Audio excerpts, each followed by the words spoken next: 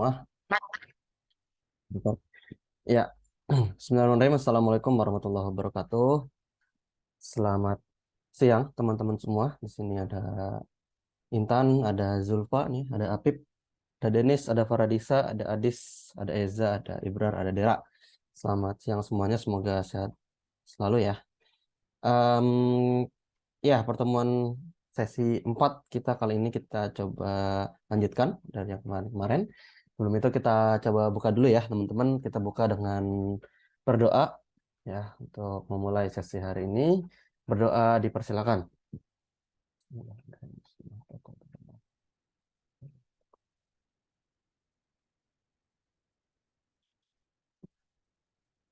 Ya, cukup. Eh, oke, teman-teman semua, aku coba ini biar teman-teman nggak terlalu banyak makan foto juga. Aku stop video. Aku coba share screen untuk materi kita hari ini. Oke, sebentar.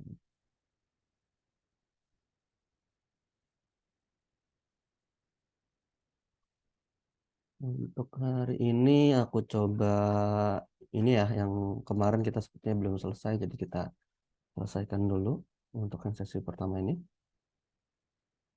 Oke. Oke. Share screen. Ya.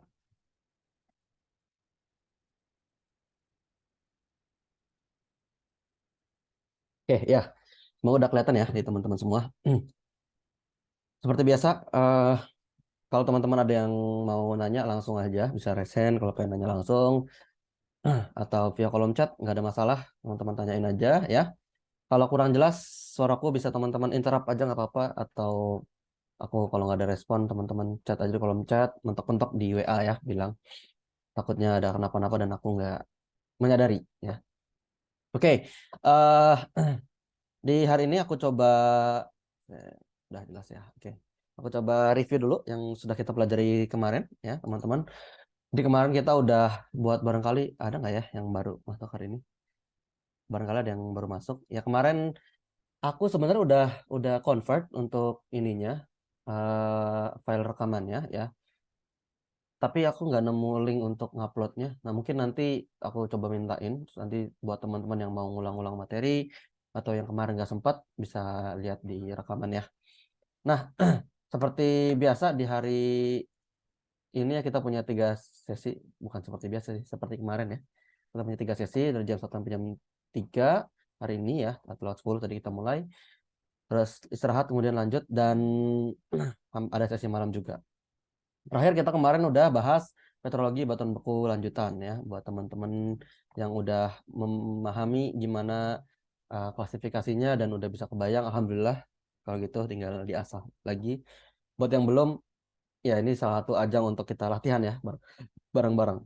Kita udah bahas kemarin terkait geologi sejarah dan stratigrafi ya, sedikit tentang stratigrafi dan ada studi kasus ya yang siapa tahu muncul gitu ya. Kemudian kristallografi mineralogi juga ya. Nah, hari ini sebenarnya aku pengen, karena nanggung ya, kemarin kita udah bahas petrologi, aku pengen hari ini kita selesaiin dulu aja ya, untuk bagian geologi, utamanya petrologi dan sebagainya. Misal petrologi kelar, kita bisa lanjut ke materi either geologi struktur atau kita masuk ke peta geologi ya. Kemarin kan ada request juga tentang peta geologi. Nanti next day, besok kita coba masuk ke materi lain ya. Barangkali kemarin banyak request astronomi dan sebagainya ya. Oke, nah kemarin kita udah sampai di soal nomor 3 ya kemarin ya, sampai sini ya. Iya benar, sampai soal nomor 3. Kemarin yang ini udah kita, teman-teman konsep tentang pembentukan, suhu pembentukan ya, teman-teman udah paham semua insya Allah. Nanti kalau muncul soal-soal semacam ini, teman-teman bisa mengerjakan ya. Selanjutnya adalah terkait klasifikasi ya. Ini sedikit klasifikasi yang lebih advance, IUGS ya, QAPF. Mungkin teman-teman perlu memfamiliarkan dengan istilah-istilahnya ya. Mungkin dulu cuma dengar yang di klasifikasi sederhana kan cuma ada granit diorit gitu ya. Ternyata ada granodiorit gitu ya. Ternyata ada tonalit gitu ya. Quartzolit bahkan kemarin ya. Atau ada mungkin nanti ada teman-teman pernah dengar diabas gitu-gitu ya. ada beberapa istilah-istilah yang perlu teman-teman familiarkan gitu ya, karena nantinya ya bisa jadi tiba-tiba istilah itu muncul gitu tanpa teman-teman ini kan. Kayak waktu dulu aku OSN tiba-tiba muncul istilah bancuh ya. Pernah dengar zona melange yang atau bancuh ya, yang itu pernah sebelumnya belum pernah di OSP OSK gitu ya, tapi muncul di OSN, dan kemudian akan sangat mungkin juga teman-teman mendapati istilah-istilah kayak gitu ya. Jadi salah satu kunci untuk di petrologi ya memfamiliarkan dengan istilah-istilah itu. Oke, ini udah kita masuk ke yang nomor 4 ya. Kemarin kita udah teman-teman udah coba mengerjakan dan mungkin kemarin Ibrar dan kawan-kawan sudah aman ya, udah bisa memperkirakan. Kita coba yang nomor 4 ini. Kalau teman-teman kemarin jawabnya pada apa ya? Batuannya apa nih kira-kira? Baku, sedimen, atau metamorf? Coba teman-teman bisa jawab di kolom chat. Beku, sedimen, ataukah metamorf?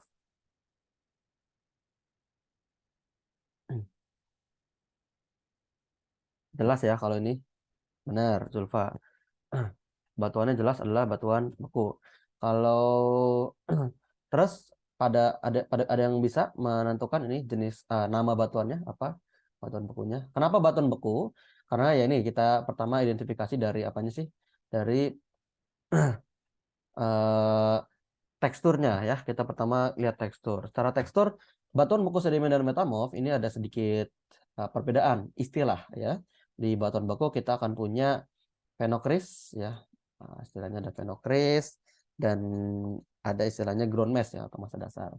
Itu pun di batuan metamorf juga seperti itu ya. Mungkin nanti bedanya ada di struktur dan struktur untuk si batuannya gitu ya, agak agak beda. Lepidoblastik, nematoblastik itu istilah blastik itu adalah istilah-istilah untuk di batuan metamorf. Sedangkan di sedimen kita akan punya hexagonodiorit. Nah, di batuan sedimen kita punya fragmen ya, fragmen, matriks, dan semen. Nah, ini istilah-istilah untuk batuan sedimen. Kalau di batuan beku kita punya fenokris dan ground mesh atau massa dasar. Nah, terus istilah-istilah di tekstur pada batuan batuan beku. Nah, istilahnya adalah pertama kita punya nih ukuran kristal ya, biasanya pakai ukuran kristal. Kalau ukuran kristal itu adalah ciri untuk batuan beku. Kalau ukuran butir, nah biasanya kalau ukuran butir, nah butir-butir ya, plastik kah, itu adalah untuk batuan sedimen gitu ya. Teksturnya vaneritik, nah udah jelas. Istilah-istilah vaneritik kemarin kita udah bahas ya. Ini adalah istilah-istilah untuk di batuan beku. Di batuan sedimen nggak ada tuh istilah batuan batuan sedimen vaneritik gitu ya, nggak ada. Terus holokristalin. Holokristalin ini berarti semuanya kristal. Ada beberapa istilah kristalinitas di batuan beku, kalau teman-teman ingat-ingat ya. Kristalinitasnya ada holokristalin, itu semuanya kristal, holo semuanya kristal. Holohialin semuanya hialin, hialin itu gelas ya. Terus yang tengah-tengah ada hipokristalin, nah, sebagian kristal, sebagian gelas. Gelas itu apa? Gelas itu adalah juga satu produk dari pembekuan magma, tapi dia membeku sangat cepat gitu ya teman-teman. Ini salah satu produk vulkanik. Kalau si material vulkanik dalam hal ini magmanya itu membeku sangat cepat, dia tidak sempat untuk membentuk kristal, sehingga dia akan membentuk gelas vulkanik. Nah, batuan beku mungkin aja kalau misal dia ekstrusif, kemungkinan besar dia bisa mengandung gelas gitu ya. Terus ada hipidomorphic granular, ada panidiomorphic granular. Nah, ini adalah nanti teman-teman masuk ke individu kristal, hubungan antara individu kristal. Jadi kalau teman-teman ingat-ingat, kita punya batas kristal euhedral, batas kristal anhedral ya. Nah, teman-teman ingat batas kristal yang dia dibatasi oleh kristal itu sendiri atau dibatasi oleh kristal yang lain, gitu ya.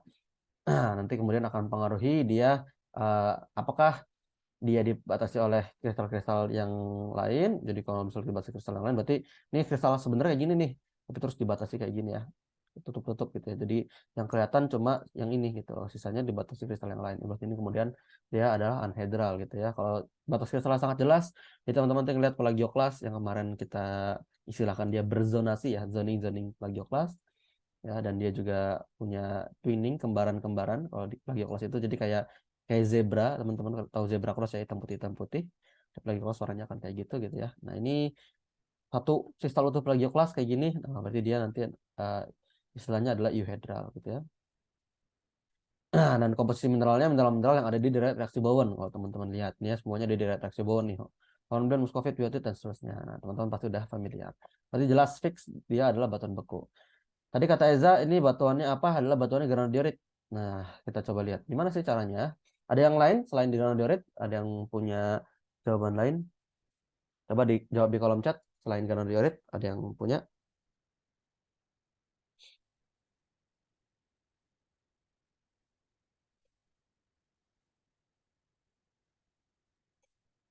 Silakan coba. Yang kemarin udah coba menjawab ini. Have any idea? Oke, benar juga Nadirit. Wah, iya benar satu ini ya. Nice, nice. Oke.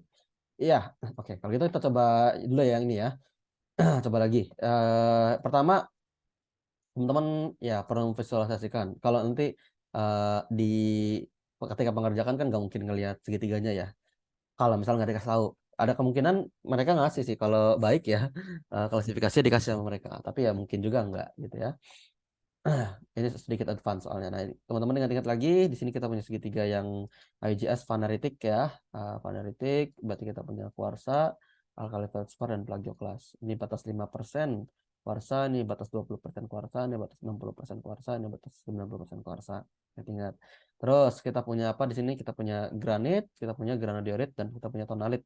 Ini di bagian sini. Batasnya 20%. Nah, lebih dari 20% dia baru bisa dinamakan granit kuarsanya ya.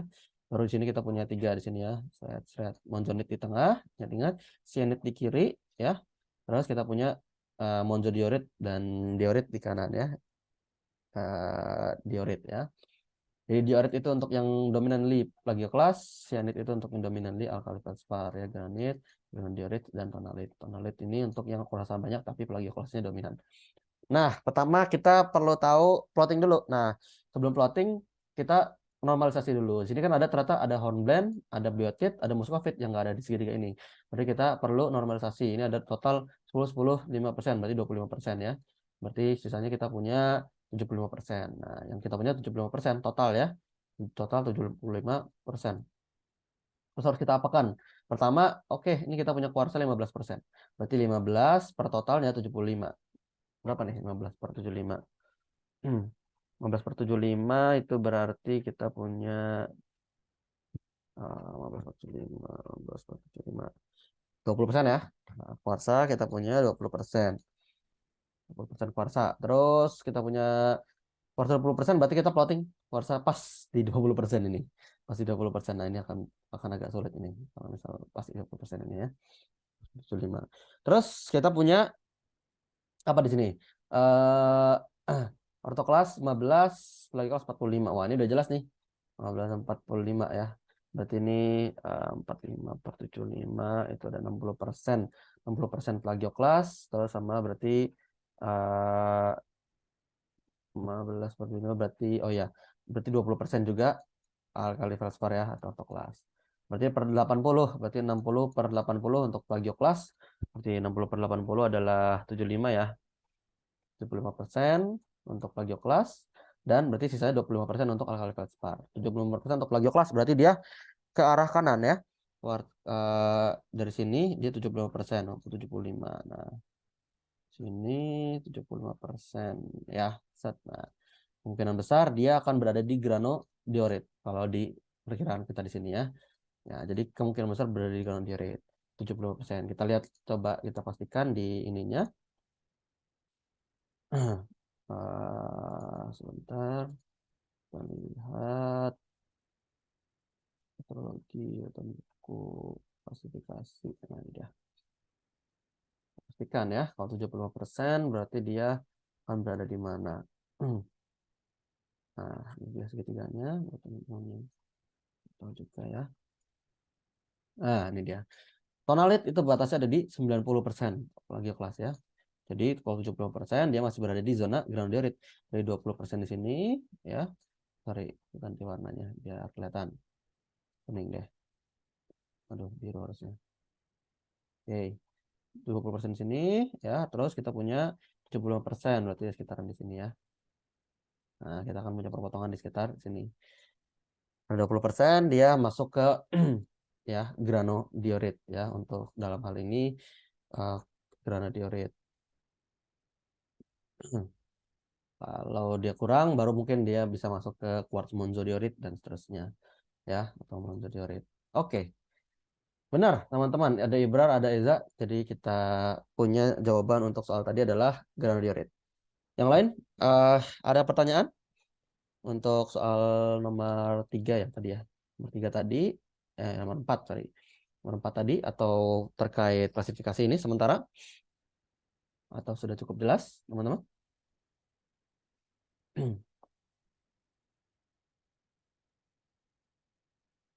Cukup jelas ya, semoga ya.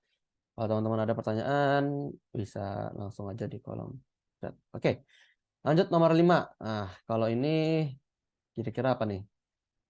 Masih batuan beku kah? Nah, masih sama ya, persis ya. Masih Phenocryst, ada masa dasar, nih ya, ada bronze ya. Oke, batuan beku. Pertanyaannya batuan bekunya apa? Apa? Nih, coba di kolom chat, teman-teman yang udah pada jawab, bisa langsung tulis aja di kolom chat, jawabannya kira-kira batuan bekunya apa?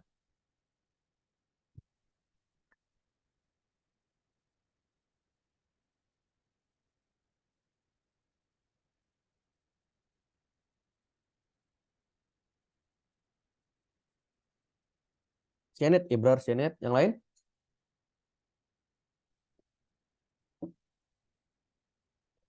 Eh Paradisa, Dera, Agung, Intan, mungkin yang lain. Maksudnya kalau ada pada yang belum bisa, belum dapat, bilang ya, coba di kolom chat, belum tahu Kak, atau yang belum tahu, boleh coba. Tadi kan kemarin, dari kemarin dan sekarang tadi barusan udah diajarin lagi ya. Coba kalau kayak gini berarti kira-kira dapatnya apa? Yang belum tahu, aku kasih waktu deh. Yang belum tahu bisa chat dulu di kolom chat. Belum tahu Kak, biar aku tahu nih. Ada yang belum tahu gitu ya. Kalau Ibra dan kawan-kawan kan udah aman ya. Maksudnya udah kebayang lah ya, benar.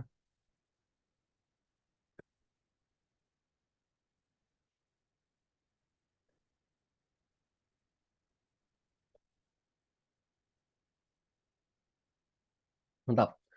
Jenis quartz cyanide. Oke.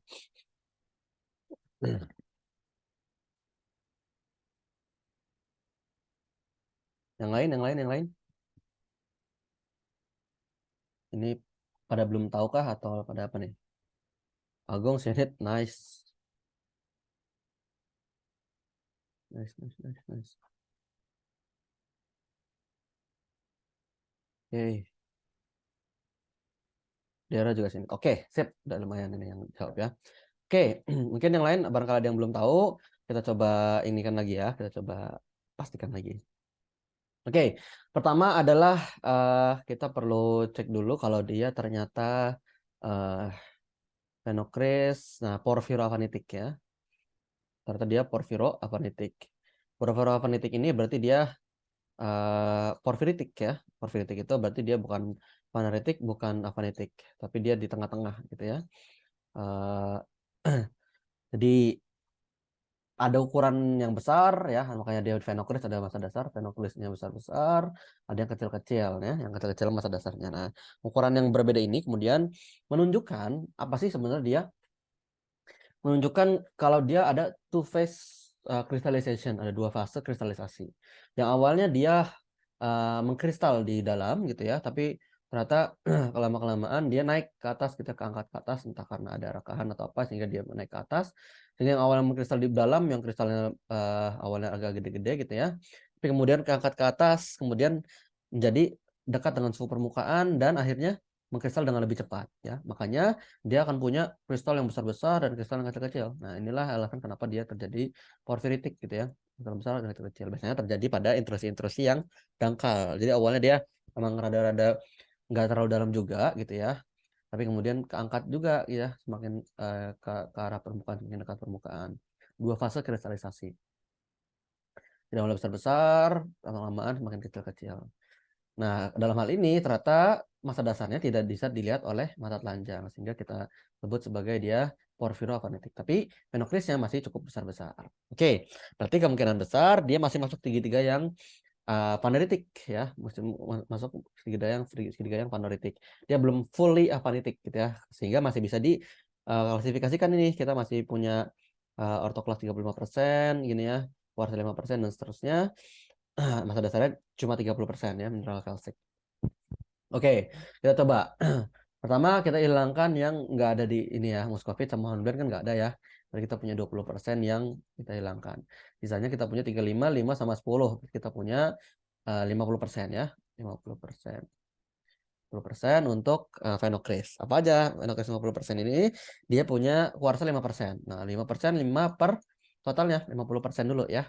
Jadi 5 per 50 adalah salah. Jadi 5 per 50 itu adalah 0,1 kali 100 berarti 10% ya. Jadi kita punya 10% kuarsa ya. Kalau teman-teman ingat lagi tadi segitiga, segitiga yang kita punya ya. Batasnya di 5%. Nah, batas 20%. Nah, kita punya 10% kuarsa ya. 10% kuarsa berarti di tengah-tengah sini 5, 10, 11, 20 ya. Ada naik dikit. Nah, sini ya kan. Terus habis itu kita punya apa? Kita punya ortoklas 35%, plagios 10%, berarti 35 per 50. 35 per 50 itu adalah 70% ya. Berarti kita punya ortoklas itu 70%. Ortoklas itu 70%. Atau ini alkali feldspar ya. Sorry. Nah, terus berarti sisanya ini 10-20% ya. Berarti plagioklas kita punya 20%. 20%. Terus kita normalisasi dulu ini 70 per 20 ini kita normalisasi atau ya bisa 70 per 90. 70 per 90 kita punya 77% ya. Berarti alkali feldspar kita punya 77%, sedangkan 78, 77,7 ya. 78%. Sedangkan plagioklas feldspar kita punya berarti sisanya 22%. Oke, berarti kita akan punya garis yang kalau tadi ini 65 di sini ya, 90 di sini, berarti kita punya 78% untuk alkali feldspar ya, teman-teman. Alkali feldspar berarti di sini ya. Di titik garis ini kita seret, nah ya. Nah, tengah-tengah sini. Benar, berarti kemungkinan dia berada di zona-zona cyanide ya. Zona-zona cyanide, nih quartz cyanide atau ada di cyanide di sini di 10%. Kemungkinan besar dia ada di zona-zona cyanide. Nah, untuk memastikannya kita coba lihat lagi untuk di ininya. Oke. Tadi kita punya 10% ya, 10% seperti di sini. Ya, terus kita punya berarti dia di atas cyanide. Kemudian kita punya 78% ya, 78%, berarti tengah-tengah sini 65, 78% di sini. 78% alkali feldspar berarti dia menunjukkan 22% untuk plagioklas. Berarti kita punya namanya quartz cyanide. Berarti tadi bentar. Bener banget tadi Danish. Nice. Danish. Jawaban yang lebih tepatnya adalah quartz cyanide. Benar. Karena dia punya kuarsanya lebih dari 5%. Seperti itu teman-teman ya untuk latihan yang ini. Kita pada bisa semua ya. Nice. Ada yang mau ditanyakan sementara ini untuk klasifikasi kita?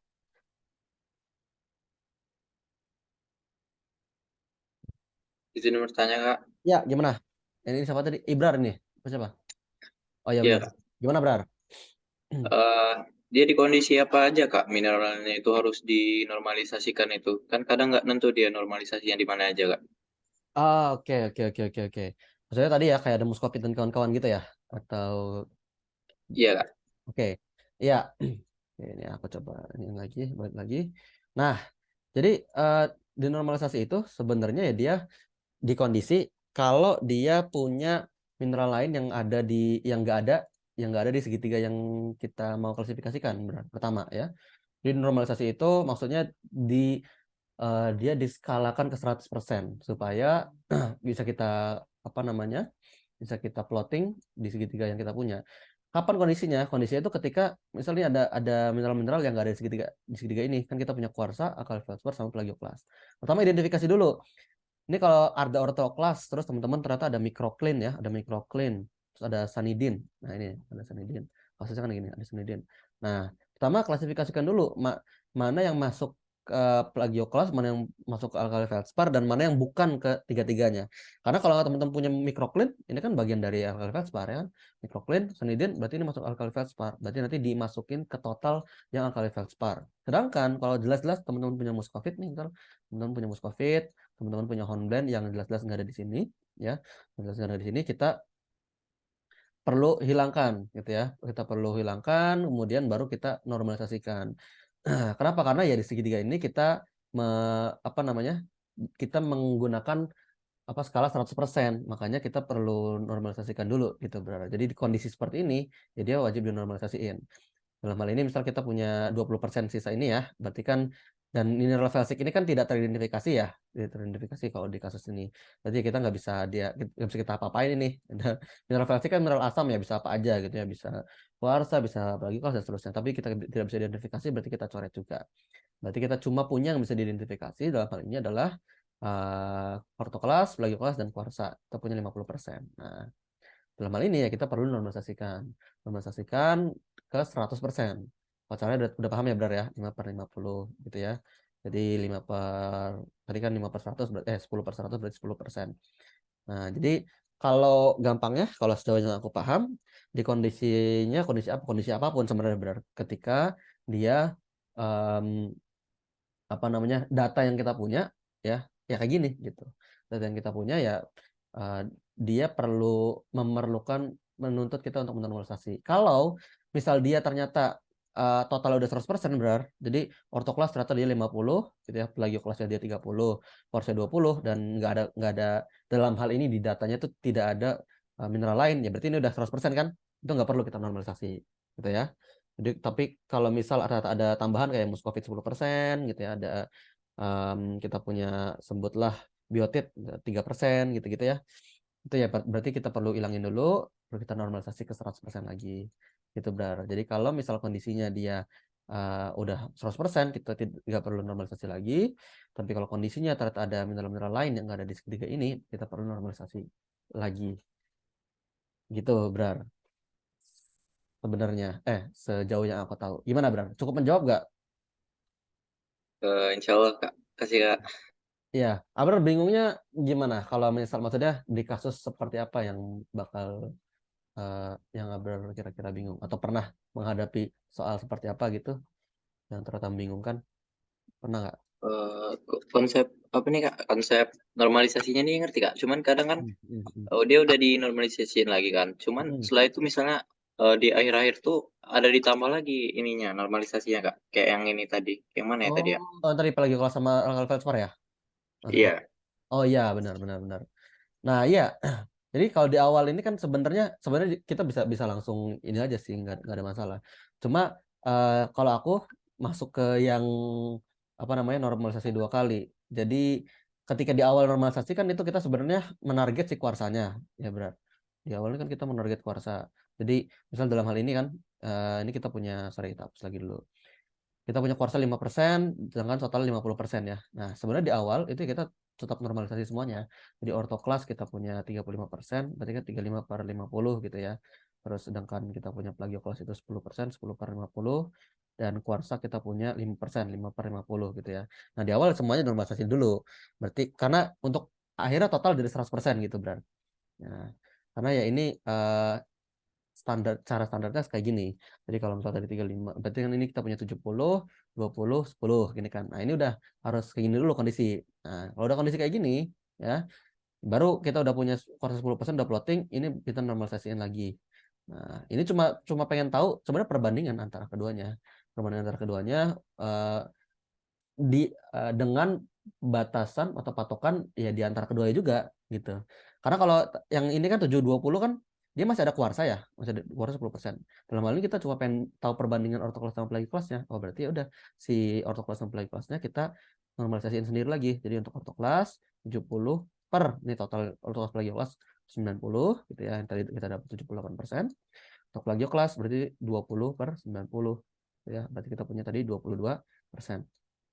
Nah, nah dari sini baru kita bisa, ini kan total 100% ya. Nah, kenapa?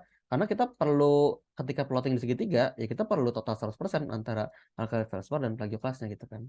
Jadi kalau misal kita bikin garis itu merepresentasikan keduanya. Tuh. Kalau kita tarik aja salah satu, misal 50% ini 60%, berarti ini sini ya 78% kita kira di sini. Kita ambil salah satu ortoklas 78%, oh berarti di sini.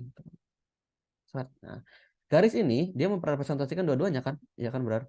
Ini berarti 78% untuk alkali feldspar, di sini berarti 22% untuk plagioklas. Nah, total 100%. Nah, inilah kenapa kita harus menormalisasi yang kedua kalinya gitu.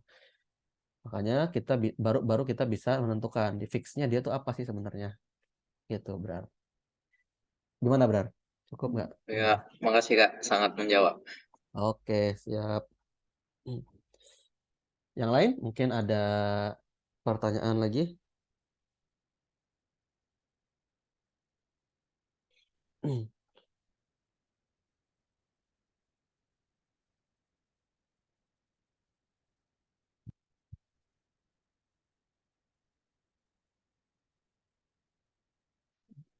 Sejauh ini ada pertanyaan lagi, teman-teman? Mungkin ada yang pernah bingung dalam mengklasifikasikan kayak gini.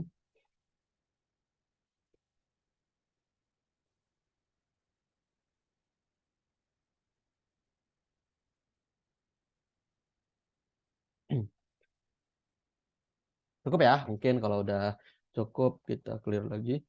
Kita lanjut ke soal selanjutnya. Nomor 5 udah oke. Nomor 6. Ya, salah satu ciri dari batuan beku yang bersifat basaltik ya atau dia bersifat lawannya asam ya, basa. Yaitu kira-kira apa nih? Didominasi oleh mineral feldspar dan kuarsa. Berwarna cerah, terfoliasi, magnesium besi. Oke, berarti fonetik ini kayaknya kelihatan ya, aku udah nutupin ini. Tapi jangan terkecoh. Oke, Denis, mantap. Ya, ya. Nice, nice, nice, nice. Yang lain ada jawaban selain D? Mungkin ada yang menjawab selain D karena enggak kah menurutku kayak gini gini gini. Ada lagi?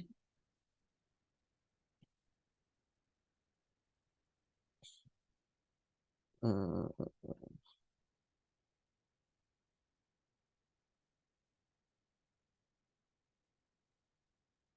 Oke, ya sementara pada setuju ya nih D semua ya. Oke, kenapa D? Nah, ini kita perlu telah dulu.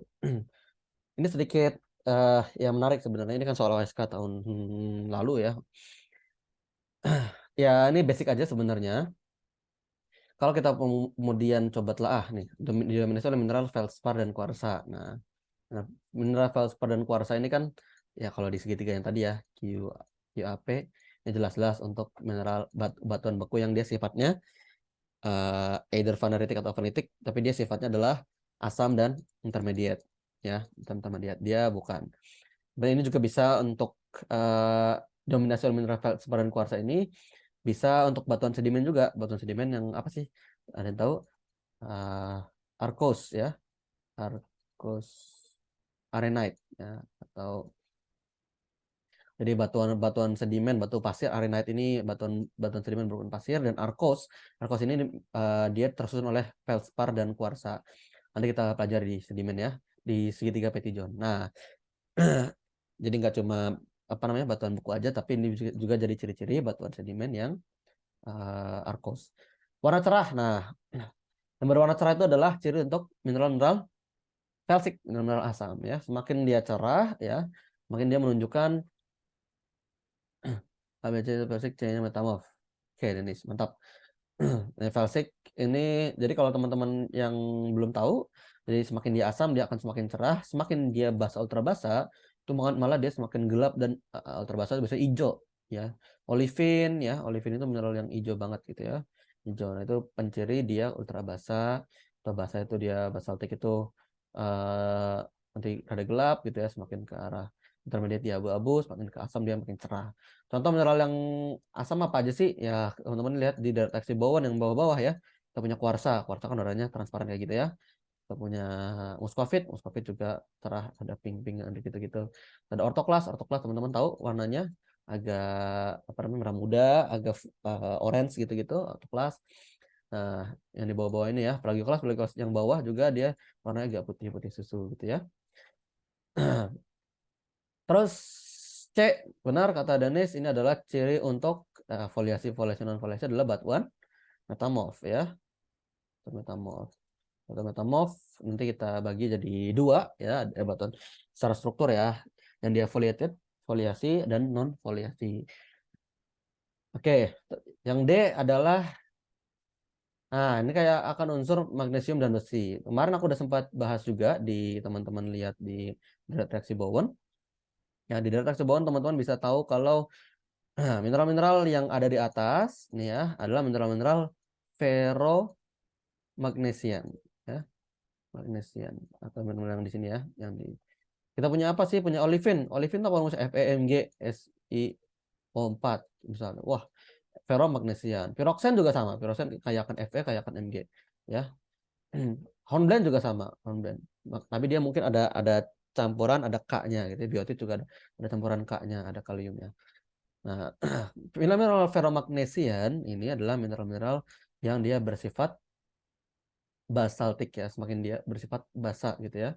Dan basa. Dia semakin banyak FeMg-nya, ferromagnesiannya, semakin dia bersifat basa. Dalam hal ini, sifat basaltik berarti dia kaya akan unsur magnesium dan besi.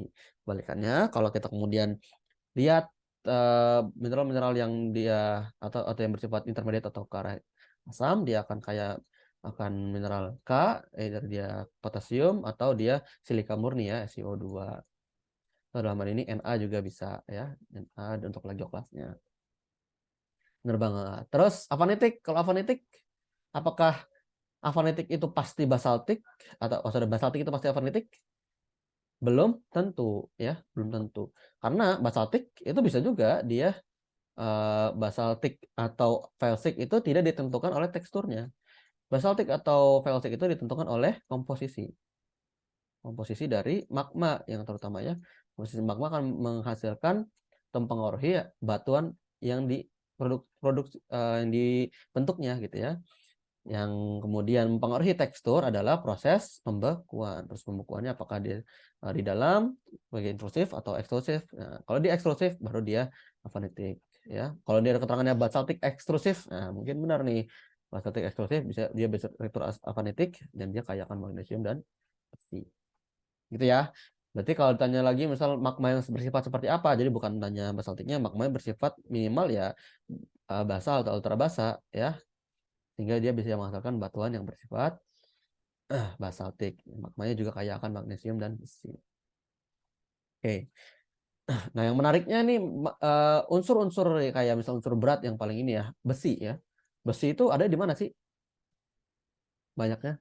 Besi itu suatu logam berat atau unsur yang berat sehingga dia jarang dijumpai di atau tidak sebenarnya tidak mungkin dijumpai di kerak ya kan? Dalam hal ini kerak kita itu tersusun atas silisium aluminium ya dan silisium magnesium gitu ya. Terus dari mana besi ini? Nah, jawabannya adalah dari inti. Ya, di inti ini kan kita punya apa? Punya nikel sama Fe paling banyak ya. Nah, dan Fe yang ada ini dia bisa uh, dia juga tersebar di mantel. Mantel ini adalah sumber magma utama yang kita punya ya kan? Sumber magma. Jadi magma-magma yang ada tuh sebenarnya dari mantel, teman-teman. Dari ya, kalau teman-teman di apa namanya? Didetailkan lagi kita punya astenosfer ya, teman-teman tahu ya, astenosfer. Mantel bagian atas. Nah, di astenosfer inilah ya magma-magma yang jadi primordial, magma yang sebenarnya magma itu dia bersifat ultra basa, teman-teman.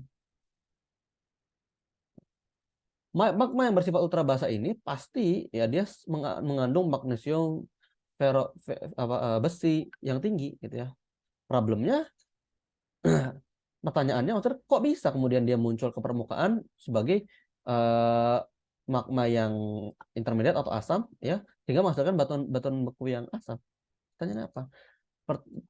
Kok bisa gitu? Nah, jawabannya adalah dalam jalan magma ini menuju ke permukaan dia mengalami namanya proses diferensiasi. Diferensiasi magma.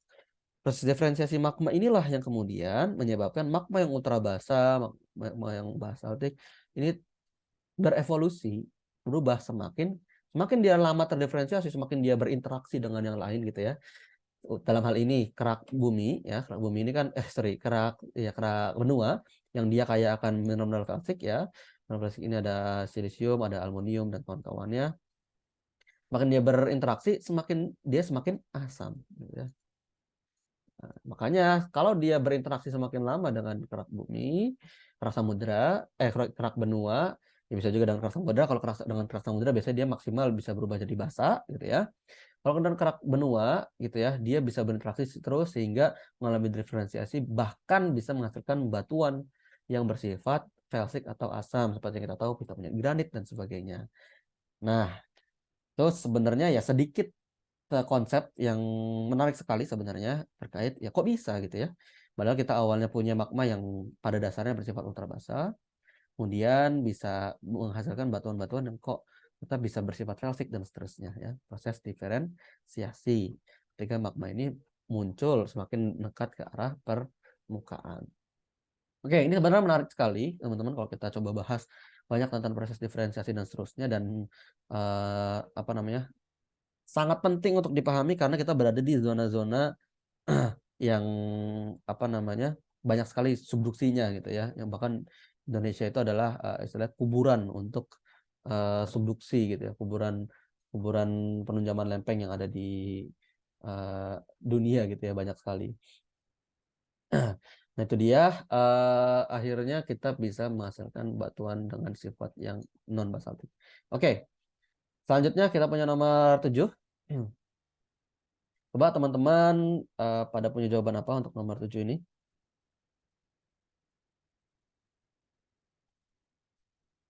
Kalau Bangka kita punya batu nuku pegmatit yang dia punya ciri-ciri seperti itu. Kira-kira gimana? Teman-teman punya jawaban apa nih untuk soal nomor 7? Bersifat holokristalin, komposisi kimia mirip dengan granit, punya kristal yang besar, dari akibat kristalisasi cepat, mineral yang dikandungnya berupa kuarsa atau plasmika, dan sebagainya. Oke, ada yang jawab nih. Eza D, oke. Yang lain? Punya jawaban lain?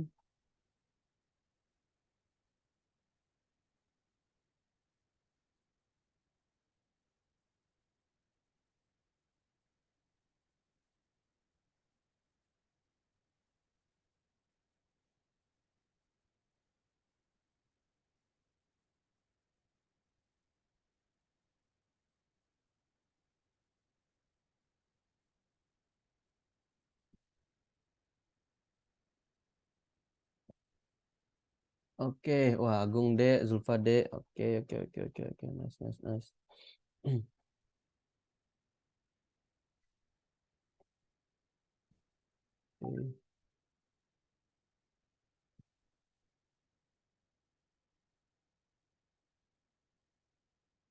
Oke, ya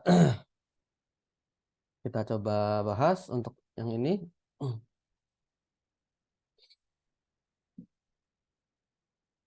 Nah, ini ada kecualinya ya, teman-teman jangan sampai terkecoh. Jadi untuk pegmatit ini salah satu soal yang sering banget muncul juga. Teman-teman perlu khawatir juga ini untuk pegmatit. Jadi ya mungkin perlu apa namanya sedikit banyak baca-baca juga. Buat yang belum pernah tahu, pegmatit itu adalah salah satu istilah untuk batuan beku yang dia punya ciri khas. Nah, ciri khasnya apa? Ciri khasnya adalah dia punya ukuran kristal yang sangat besar ya, yang sangat besar. Jadi nggak normal gitu ya. Ukuran kristal sangat besar ini disebabkan oleh apa? Nah, disebabkan oleh pendinginan. Nah, kan kita tahu konsep kristalisasi ya. Semakin dia lama mendingin, semakin dia bisa punya waktu untuk mengumpulkan gitu ya, mengumpulkan apa namanya mengikat gitu ya unsur-unsur yang lain sehingga dia bisa membentuk kristal yang lebih besar. Sedangkan semakin dia cepat mendingin, dia semakin nggak punya waktu untuk itu ya. Sehingga kita bisa simpulkan kalau pegmatit ini mesti dia sifatnya kalau kristalin harus punya ya jelas dia bahkan punya waktu untuk membentuk kristal yang besar pasti dia kalau kristalin Nah, mungkin dia ada gelasnya gitu ya. Ada gelasnya karena gelas itu menunjukkan dia pendinginan yang sangat cepat. Kemudian dia komposisi kimia mirip dengan granit ini juga benar ya. Sebenarnya dia dalam hal ini artinya dia punya sifat yang asam ya, sifat asam, asam intermediate. Jadi punya kandungan fosfor yang banyak juga dan feldspat juga yang dominan ya, dominan ke arah ortoklas. Kemudian dia punya kristal yang ukuran besar, ini malah salah satu ciri khas paling utamanya. Dan dia dikandung berupa ada kuarsa ortoklas mika. Oke, ini juga oke karena yang asam ya di bawah, ini di bagian bawah kita punya deteksi Bowen. Nah, yang paling salah adalah ya kristalisasi yang cepat. Malah kebalikannya. Ini masih baik banget dia ngasih soal begini ya. Sangat jelas. Oke, lanjut. Nomor 7 udah, nomor 8. Nah, ini dia. Ini menarik banget juga ini. Ini aku masukin di sini karena dalam konteks soal OSN-nya ini dalam konteks letusan gunung api ya. Jadi aku masukin sini juga. Ini pada jawab apa kira-kira untuk coba perhitungan untuk radiometrik atau radio penanggalan dengan radioaktif? Pada jawab apa nih? Nah, kita udah tahu kalau hasil apa waktu paruhnya adalah 4.800 si unsurnya. Kemudian sisa zat radioaktifnya atau unsur radioaktifnya adalah 1/8. Berarti gimana teman-teman bisa tahu nggak kira-kira ini umurnya berapa? Umur atau erupsi itu terjadi kapan sih gitu ya? Ih, nice. Oh, 14, wah, langsung. Eza mantap. Daerah mantap. Zulfa mantap.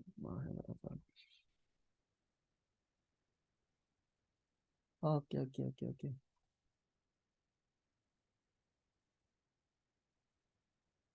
Ya, ya, oke. Ada yang belum tahu caranya gimana, teman-teman? Kalau ada yang belum tahu, kita coba bahas aja.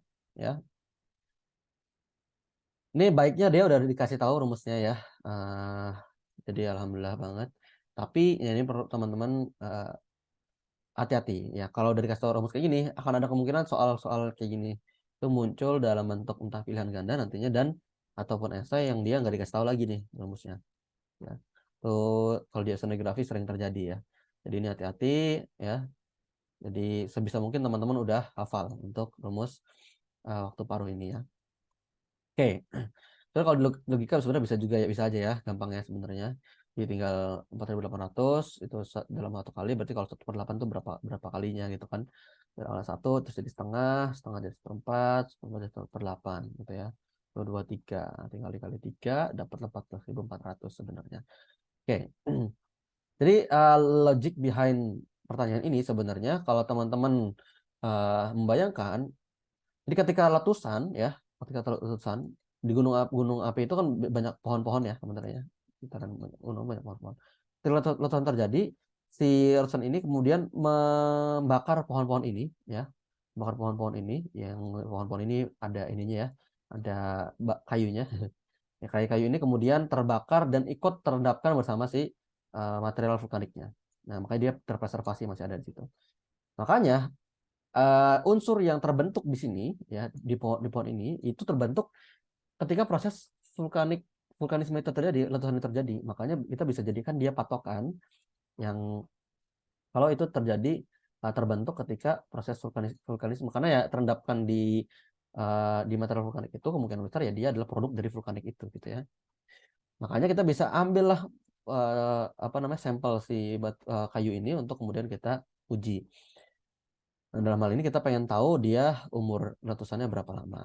Nah, kalau kita ikutin rumus ini, N itu adalah jumlah unsur saat ini sama dengan N0 ya, jumlah unsur awal, terus setengah pangkat N kecil. Dimana N kecil adalah T per T waktu paruh gitu ya. Nah, jumlah unsur saat ini adalah N-nya ya. N besar adalah 1/8. N0 ya, jumlah unsur awal adalah 1 ya. Jumlah unsur awal 1. Berarti dikalikan setengah pangkatin N. Nah, pangkat N. N-nya adalah N sama dengan T per waktu paruh. Waktu paruhnya adalah uh, 4.800 ya. 1.800 dan N-nya, nah ini N-nya adalah kita punya berapa? N itu berarti dia berapa kali ini ya, berapa kali dia mengalami berapa kali dari satu ini kan. Berarti kita akan punya, oh sorry, ini kan taper ini ya, udah berarti nggak usah. Berarti tinggal T per 4.800. Berarti tinggal pangkat T per 4.800 ya. Atau berarti kita punya 4.800 dikali N sama dengan T gitu ya. Sama dengan T. Ini kan kita nyari T-nya ya, T pangkat 4.800. Nah udah, nih berarti 1/8 kalau di rumusnya ya, kemudian setengah pangkat T per 4.800. Nah, atau 1/8 ini ya, 1/8 itu kita ubah ke bentuk pangkat. Jadi kayak kalau misalnya teman-teman bingung sedikit, ini kalau misal muncul soal-soal yang serupa kayak gini ya, tinggal teman-teman bisa bayangkannya kayak gini. 1/8 itu sebenarnya setengah pangkat X per 4.800 gitu ya. Ini kan, ya. Ya, benar. Nah, terus ini kan berarti kalau setengah 1/8 itu adalah berapa sih kalau kita ubah ke pangkat? Berarti 1/2 dipangkatin 3 gini kan, supaya jadi 1/8 ya kan. 1/2 dipangkatin 3 itu sama dengan setengah pangkat X per 4.800 gini ya. Nah, karena setengahnya ini sama ya, dalam kurungnya udah sama, kita bisa langsung sebandingkan ini ya. 3 sama dengan X per 4.800.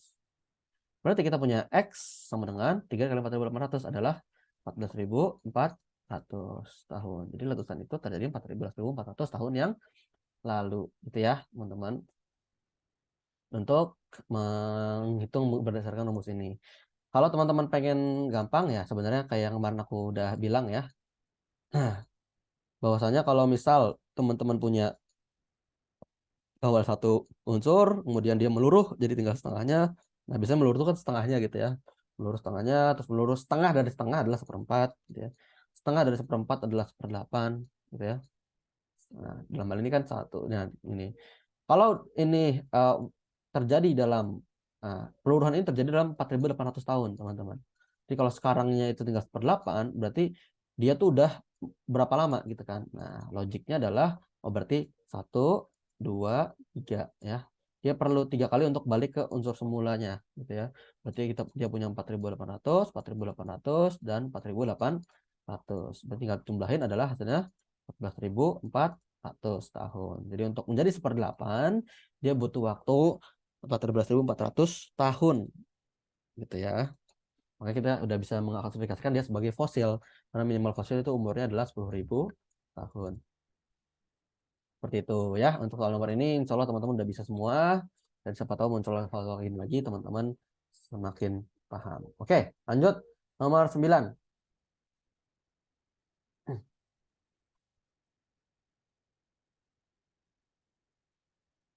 Apa deh, ada yang tahu jawabannya? Pada saat diendapkan pertama kali material vulkanik, dia akan tercampur menjadi satu sehingga akan mengalami proses pemampatan dan penyambungan material satu dengan yang lain. Proses ini disebut sebagai, ada yang tahu? Coba jawab di kolom chat kalau yang udah tahu.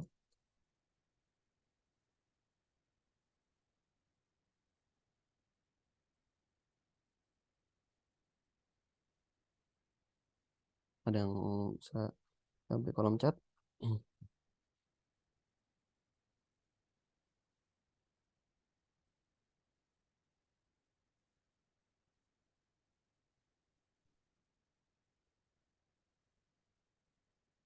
Ah, pada desa B. Oke. Begitu ini ya, percaya. Daerah C. Oke. Yang lain, yang lain.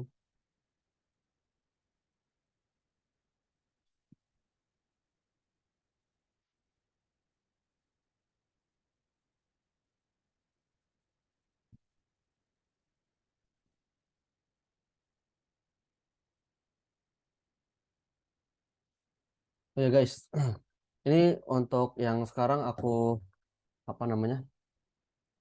Ini sorry banget untuk sesi ini aku sepertinya bisa sejam dulu. Nanti kayaknya sejamnya kita bisa geser ke pertemuan selanjutnya ya. atau ya kalau sesi selanjutnya kayaknya terlalu ini ya. Nggak apa-apa nggak guys kalian. Jadi sementara aku selesaiin dulu di 4:10 kita sejam pertama. Ini ternyata aku ada harus mengurus di bank ya. Jadi harus ngeprint rekening koran dan banknya tutup 14:30. Jadi sepertinya aku harus izin untuk sejam selanjutnya. Aman nggak guys kalian? Jadi kita selesaiin dulu ini untuk sampai nomor 10 ya. Terus nanti kita masuk di pertemuan di sesi selanjutnya ya. Atau kita mulai aja nanti di jam iya setelah asar itu sih palingnya. Kalau misal ini. Oke ya. Ya, kita eh coba teman-teman jawab aman kah?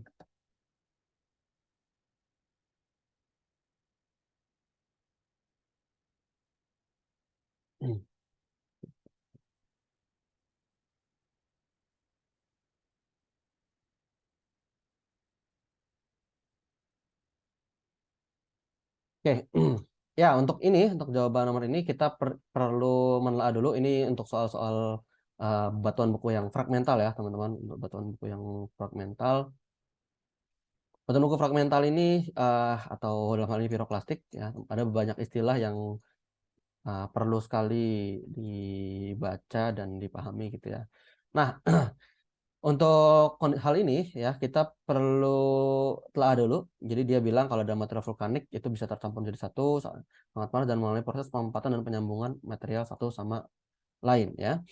Nah proses ini ketika dia kemudian meletus gitu ya, gunung meletus kemudian menghasilkan endapan tertentu, endapan dalam hal ini misalnya percussive fall atau flow. Kemudian ada letusan selanjutnya yang biasanya ini ya ini kan di bawah kondisi masih panas nih, material masih panas, masih belum mengendap gitu ya. Kemudian ada letusan lagi nah, di atasnya yang kemudian dia melewati yang itu dia sangat panas juga, panas juga. Nah sehingga hal ini bisa menyebabkan si endapan-endapan yang sebelumnya terbentuk ini dia mengalami proses ini pemempatan dan nyambung material satu sama material lain gitu ya. Nah proses ini ya karena saking panasnya ini ya kita sebut sebagai proses welding ya. Makanya nanti kita punya istilah namanya welded tooth ya. Ada istilah welded tooth. Jadi tooth yang terwelded. Nah, welded itu apa? Istilahnya kalau bahasa Indonesia teralaskan ya. Teralaskan. Terlaskan. Nah, terlaskan itu apa tadi? Jadi kayak kesetrika gitu ya. Karena dia panas banget, sebelumnya dia udah lagi panas gitu ya, lagi panas, belum belum terlalu ini, belum terlalu mendingin, kemudian di atasnya dia ternyata kelewat lagi juga material letusan selanjutnya atau proses yang sama ya, ketika dia proses meletus ada percussive flow yang baru gitu ya, sehingga dia akan terlaskan gitu ya.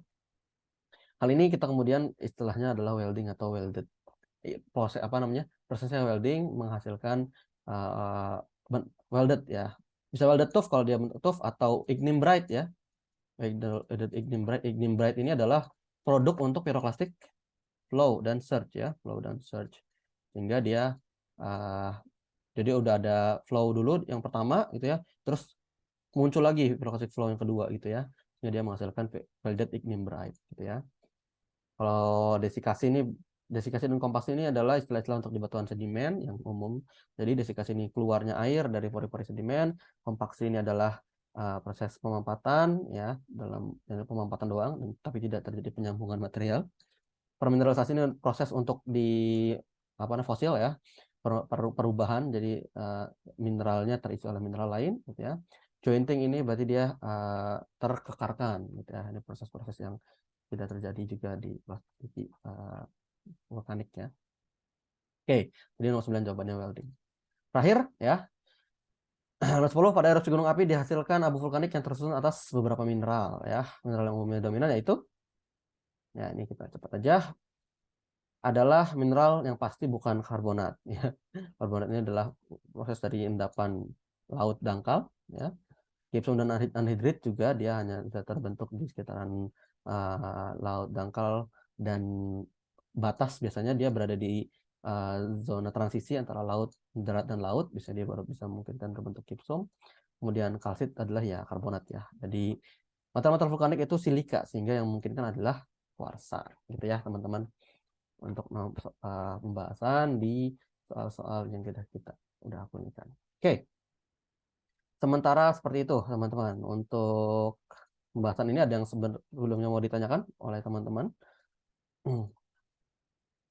Ah, yang sorry banget ini ya teman-teman, aku ini sangat tiba-tiba juga baru ditelepon sama kedutaannya, jadi sepertinya aku harus ah, pamit dulu untuk sesi ini. Jadi aku masih punya utang 1 jam ya untuk sesi ini. Jadi, aku siasati untuk sisa 1 jamnya. Aman nggak teman-teman semua? Kalau misal nanti aku selesai cepat ya, nanti aku bisa ini. Tapi ya kayaknya ini kasihan teman-teman kalau misal nunggu. Ya.